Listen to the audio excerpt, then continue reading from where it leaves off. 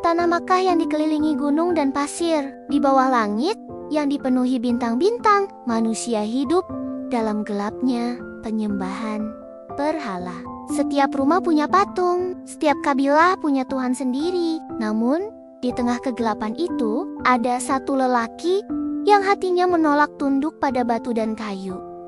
Ia haus akan kebenaran. Namanya Warakah bin Naufal. Suara gulungan kitab dibuka.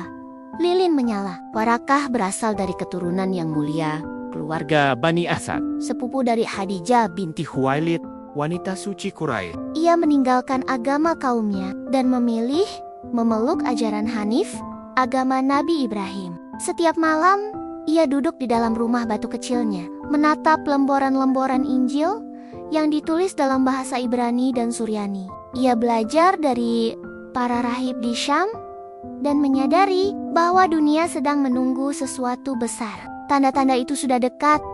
Bisiknya suatu malam, akan datang seorang nabi dari tanah ini, dari keturunan Isma. Suara malam tenang, jangkrik gurun, langkah kaki lembut. Warakah sering berjalan di sekitar Ka'bah saat semua orang tidur. Ia melihat para lelaki Quraisy bersujud pada patung Hubal dan Lata. Ia menghela napas panjang, lalu berkata lirih, "Wahai manusia, kalian memahat batu dengan tangan kalian sendiri. Lalu kalian sembah seolah ia berkuasa atas hidup dan mati. Bukankah langit yang penuh bintang lebih layak disembah daripada batu bisu ini?" Tapi tak ada yang mendengar. Ia sendirian.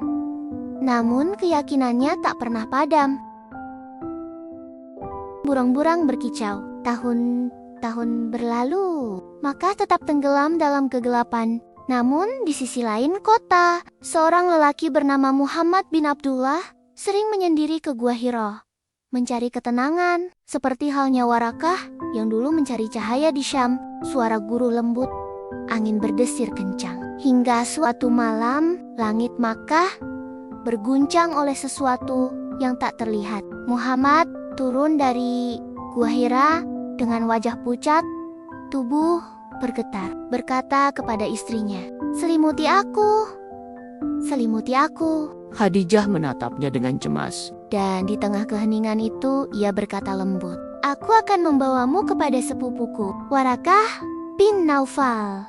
Dia seorang yang tahu tentang kitab dan wahyu." Suara langkah di batu, pintu kayu berderit dibuka. Di rumah yang diterangi cahaya lentera, Warakah menatap Muhammad yang duduk di hadapannya. Wajah beliau masih gemetar, mata beliau menunduk dengan penuh rasa takjub dan takut. Warakah bertanya dengan lembut, namun tegas, "Wahai anak saudaraku, apa yang kau lihat di gua?" Rasulullah pun menceritakan bagaimana malaikat datang dan memeluk beliau hingga terasa sesak, lalu berkata, "Ikra, bacalah."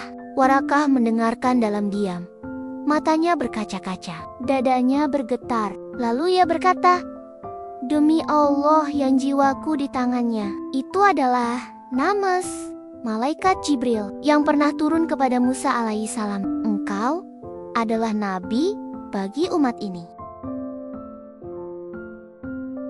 Khadijah tertegun. Sementara Rasulullah mendengarkan dengan perasaan campur aduk, takut, kagum dan takjub. Lalu Warakah menatap beliau dalam-dalam dengan mata yang dipenuhi kasih dan penyesalan.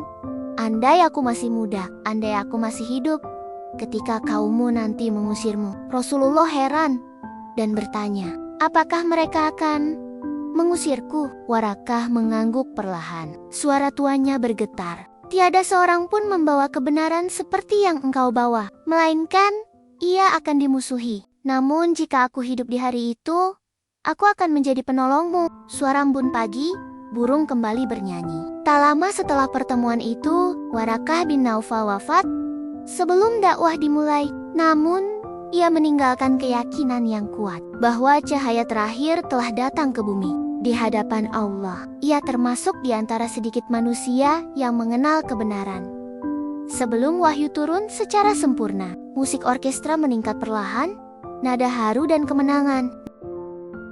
Ia tak sempat menyaksikan umat Islam berdiri di bawah bendera tauhid. Ia tak sempat mendengar azan berkumandang di langit Makkah. Namun, dialah Yang pertama, mengenali kebenaran saat dunia masih buta akan cahaya.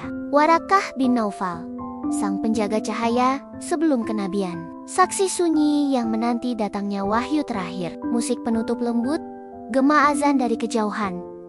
Dan begitulah, di balik kisah turunnya wahyu pertama, ada seorang lelaki tua yang tersenyum dalam diam.